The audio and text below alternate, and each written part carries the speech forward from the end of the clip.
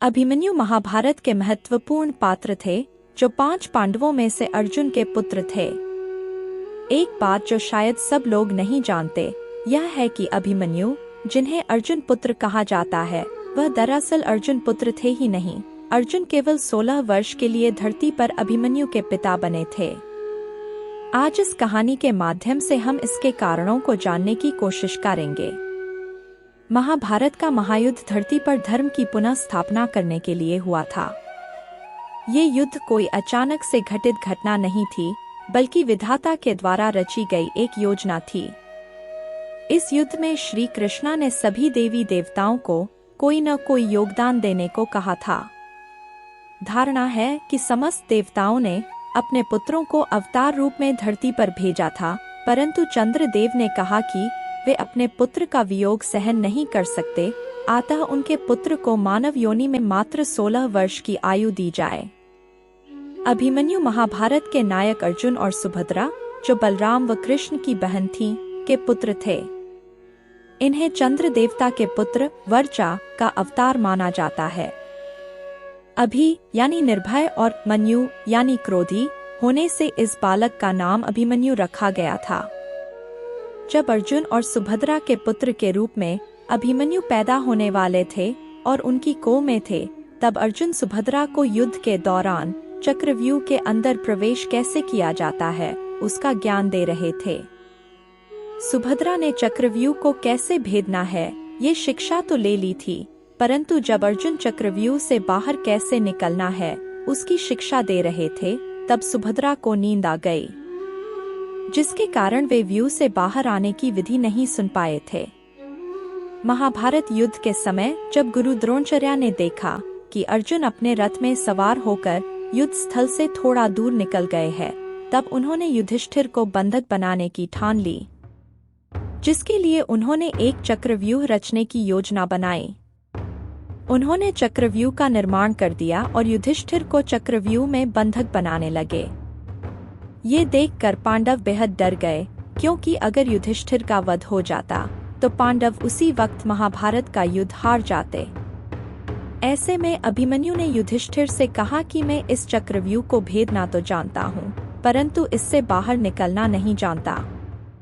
लेकिन उस समय जब और कोई रास्ता नहीं दिख रहा था, तब पांडव और बाकी योद्धाओं ने मिलकर यह निर्णय लिया कि अभिमन्यु चक्रव्यूह को भेदेंगे और उनके पीछे पीछे पांडव चक्रव्यूह में घुसते हुए अभिमन्यु की रक्षा करेंगे। पांडवों की सेना अभिमन्यु के पीछे पीछे चली और जहां से व्यूह तोड़कर अभिमन्यु अंदर घुसे थे, वहीं से व्यूह के अंदर प्रवेश करने लगी। यह देख सिंधु देश का पराक्रमी राजा जयद्रथ, जो धृतराष्ट्र का दामाद था, अपनी सेना को लेकर पांडव सेना पर टूट पड़ा। जयद्रथ के इस साहसपूर्ण काम और सूझ को देखकर कौरव सेना में उत्साह की लहर दौड़ गई। कौरव सेना के सभी वीर उसी जगह इकट्ठे होने लगे जहां जयद्रथ पांडव सेना का रास्ता रोके हुए खड़ा था। शीघ्र ही टूटे मोर्चों की दरारें भर गई। उसे देख कौरव सेना की शक्ति बहुत बढ़ गई और उसमें नया उत्साह भर गया।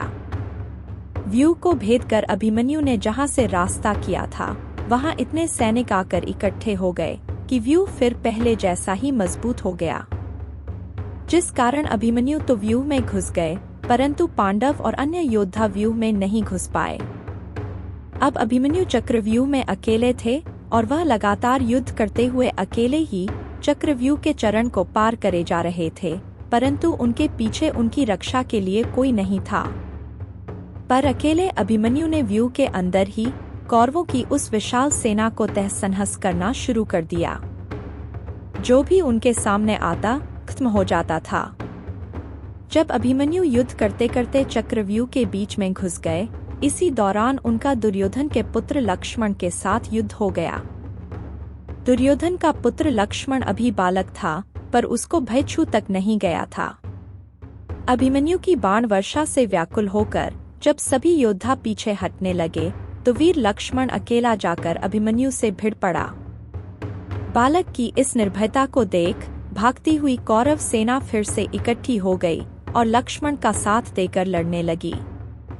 सबने एक साथ ही अभिमन्यु पर बाण वर्षा कर दी, पर वह अभिमन्यु पर इस प्रकार लगी जैसे पर्वत पर मेघ बरसता हो। दुर्योधन पुत्र अपने अद्भुत पराक्रम का परिचय देता हुआ वीरता से युद्ध करता रहा। अंत में अभिमन्यु ने उस पर एक भाला चलाया। केंचुली से निकले सांप की तरह चमकता हुआ वह भाला वीर लक्ष्मण को बड़े जोर से जा लगा। वह वीर बालक भाले की चोट से तत्काल मृत होकर गिर पड़ा। लक्ष्मण की मृत्यु की खबर सुनते ही दुर्योधन अपना आपा खो बैठा और बेहद क्रोधित हो गया। उस समय कौरवों ने क्रोध में युद्ध के सारे नियम तोड़ना शुरू कर दिया।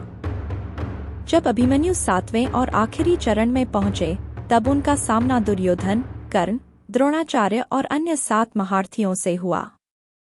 उन्होंने इतनी कम आयु वाले अभिमन्यु को घेर लिया। वीर अभिमन्यु उस चक्रव्यूह में अकेले ही सबसे लड़ते रहे। लगातार अकेले लड़ने के कारण वीर अभिमन्यु मानसिक और शारीरिक रूप से बेहद थक गए थे। उसके बावजूद वह बेहद बहादुरी से लड़ाई करते रहे।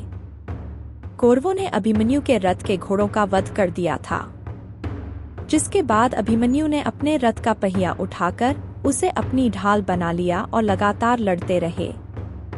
आखिर में अभिमन्यु की तलवार टूट गई और उनका भाल भी चूर चूर हो गया। अभिमन्यु अब निहत्थे हो चुके थे।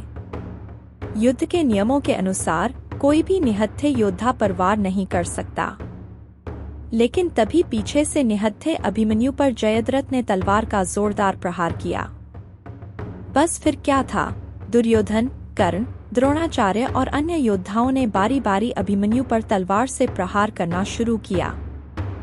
निहत्थे अभिमन्यु फिर भी वीरता पूर्वक लड़ते रहे, लेकिन आखिर में सभी कौरवों के तलवारों से लगातार प्रहार करने के कारण चक्रव्यूह में अकेले घिरे हुए वीर अभिमन्यु वीर गति को प्राप्त हो गए। जब अभिमन्यु चक्रव्यूह में फंस गए थे, तब श्री कृष्ण उन्हें आसानी से चक्रव्यूह से बाहर निकाल सकते थे, परंतु ऐसा नहीं हुआ।